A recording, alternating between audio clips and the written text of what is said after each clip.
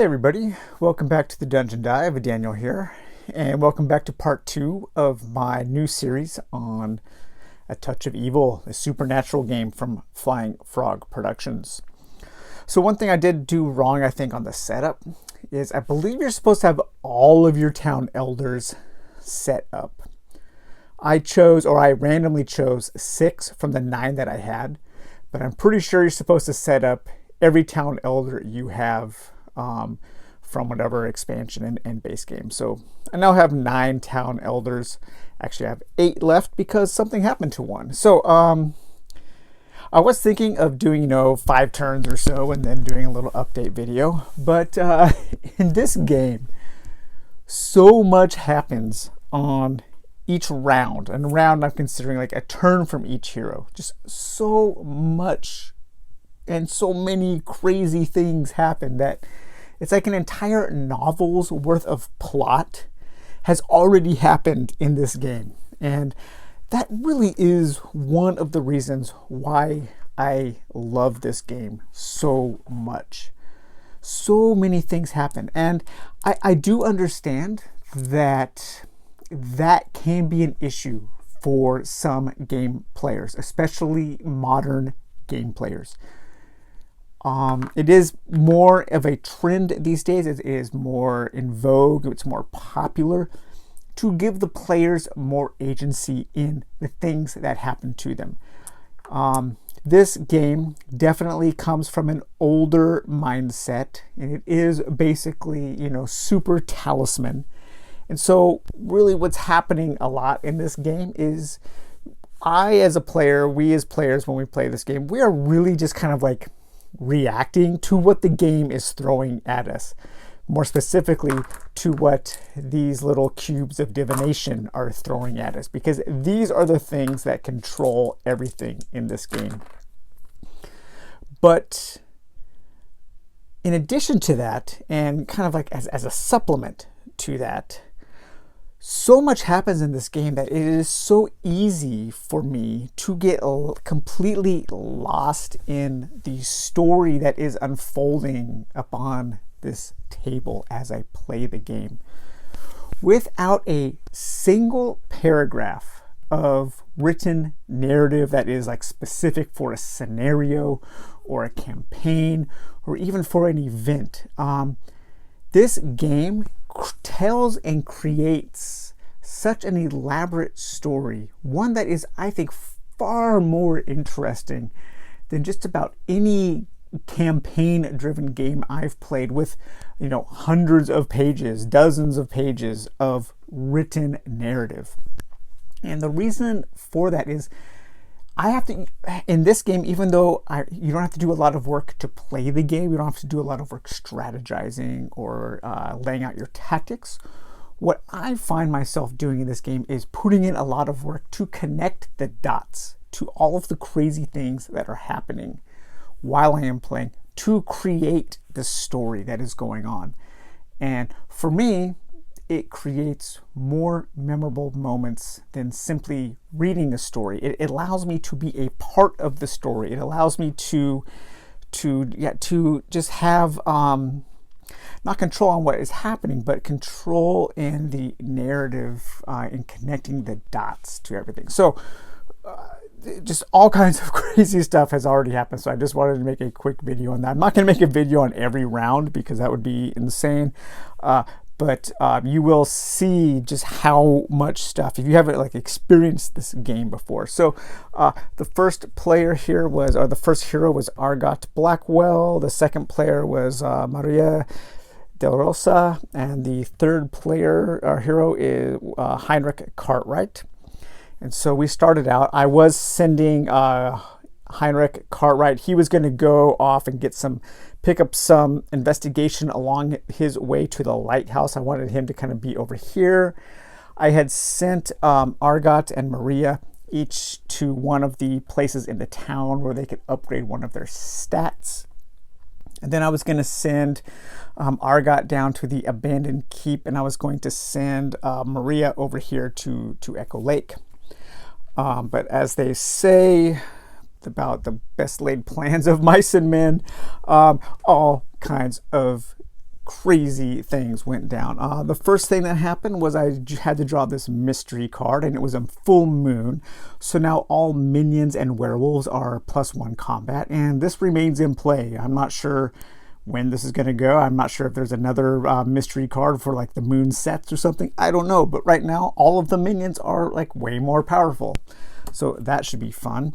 And then on, I believe it was like on Maria's turn, so the second hero turn in the game, I rolled on the advanced cooperative mystery chart and had a surprise showdown, which meant I had to fight with the boss. I had to draw a random card, and the card I drew was the church. So we all went to the church to fight the boss. But on that layer card, there was an effect that Reverend Harding would immediately join the villain as an evil elder. So I'm like my second hero turn of the game. I already lost an elder. And so Reverend Harding, we found out was the Grand Inquisitor, and he ran off to the coast to join the demonic crew of the ghost ship.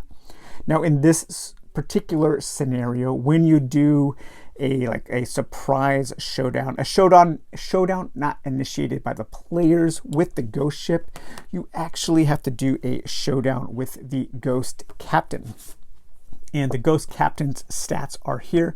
He starts with 5 fight dice, which means he rolls 5d6. He hits on a 5 or a 6.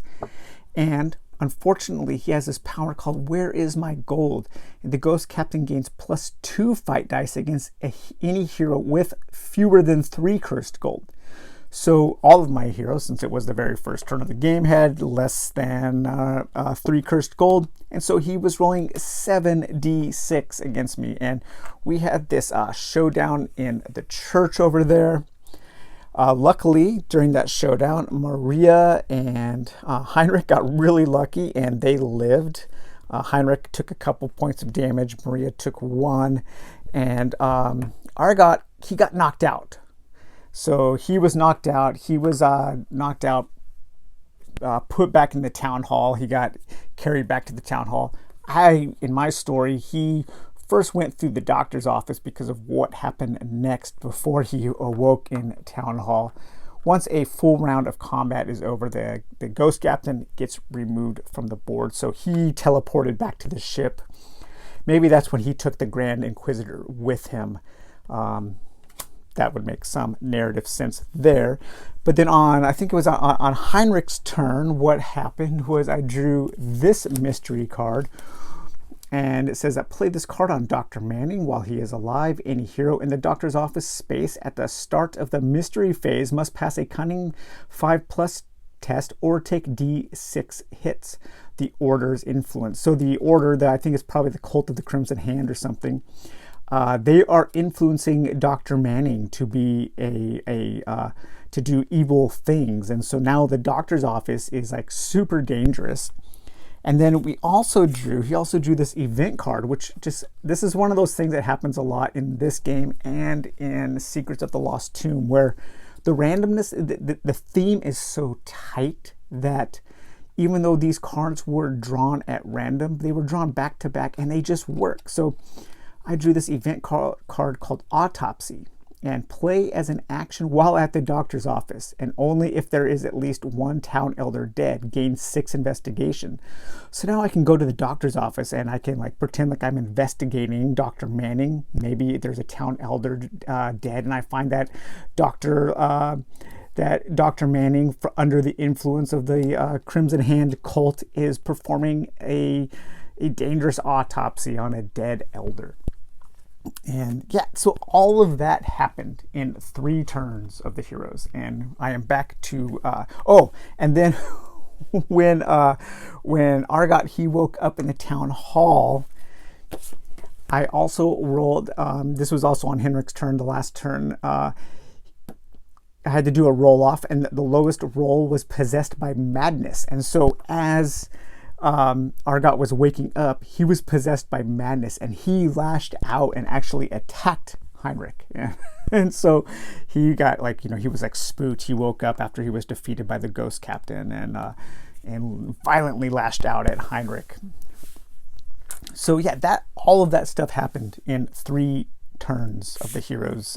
So a complete round. Just absolutely wild stuff. You know, that if you were to write that as a narrative, that could take up, that could be like the whole first act of a book or a movie. Well, probably more than that. That was just so much stuff happened. Oh, I also luckily was able to send out a militia. Militiamen you can send out to any named space, and then they can help you in a showdown. So what I decided to do is, because in this game, in this scenario, the only place you're going to have your final showdown is in the icy waters. So at the very beginning of my adventure, I sent these poor militia dudes out there. They are like on a little dinghy, and I told them, hey, go patrol the icy waters and wait for us. We will be there when we are powerful enough to take on the ghost ship. So my little militia crew is out there patrolling the area for the ghost ship. So yeah, it's already an uphill battle, and the game has just started, and that is awesome. There are some games that I have fun losing, and this is one of those games, just because of how much crazy stuff happens to you. Kind of like, you know, Eldritch Horror or Arkham Horror. But I think I like losing in this game even more than I like losing in those games, just because of how tight the theme is in this game. I'm always able to connect the dots and create some really interesting connections and interesting narratives in my head while playing A Touch of Evil. So all right, well, that was just a quick update. I will continue to play, and as more interesting things happen, I will let you guys know. So all right, take it easy. We'll talk to you later. Bye-bye.